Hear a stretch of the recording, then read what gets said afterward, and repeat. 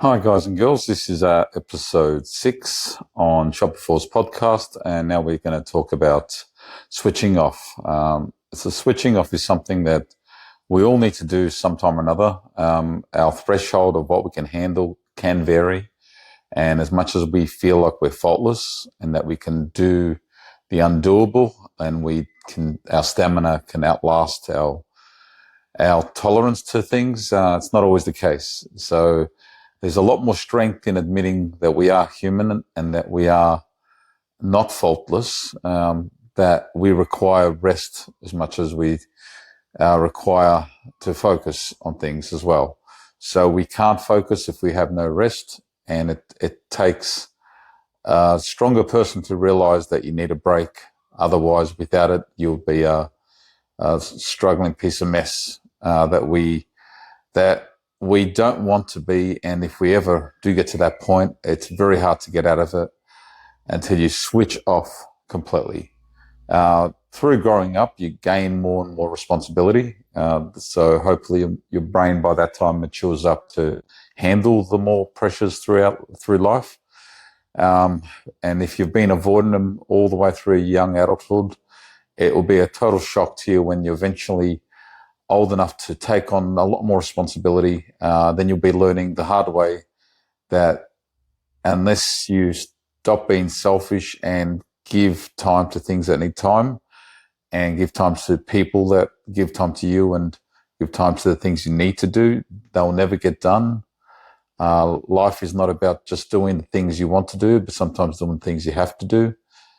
And that is a hard thing to sort of differentiate, because a lot of people can't justify putting themselves in uncomfortable situations knowing that they could just step away and walk away and get further away from their responsibilities. But if you do that, you're going to find it a lot harder to get back, because your pile of responsibilities just gain, and you will then not know where to start.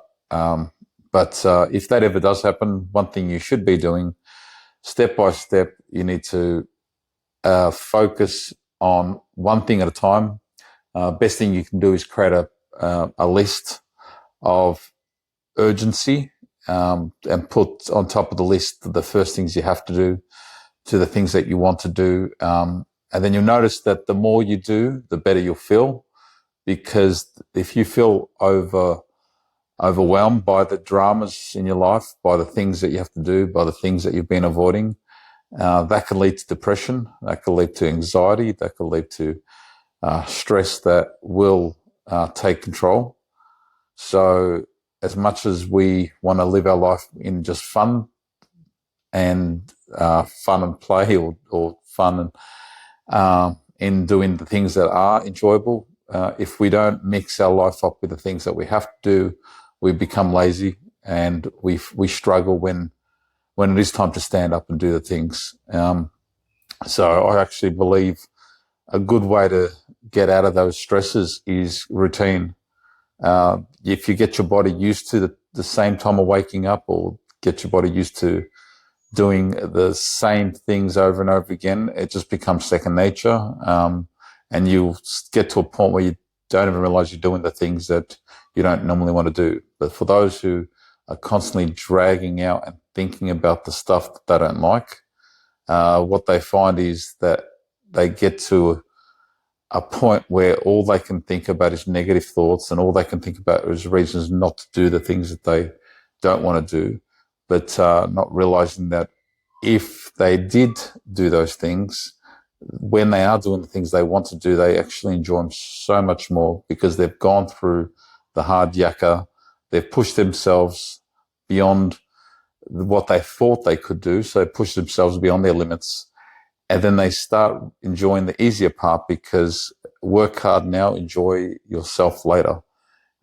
It should be a motto that is something you live by, because if you do have that motto, you'll find it so much easier to do the things you don't want to do first, so then you can focus on the things that you want to do, rather than taking the other opposite way, or the easier way, which is to do the things you enjoy and then feel like you've got to ruin that relaxation state of mind by then going and doing all the painful stuff or the boring stuff or the things that are just purely obligations. So get the obligations out of the way, do the things that you have to do, then sit and relax, because it's all about a healthy lifestyle that involves work and play.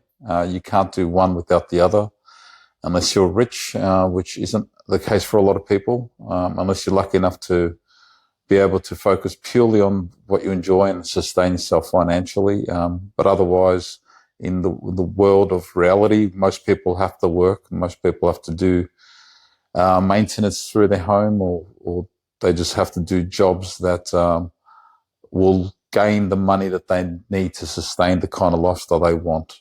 So I say work as hard as you can so you can enjoy yourself later on.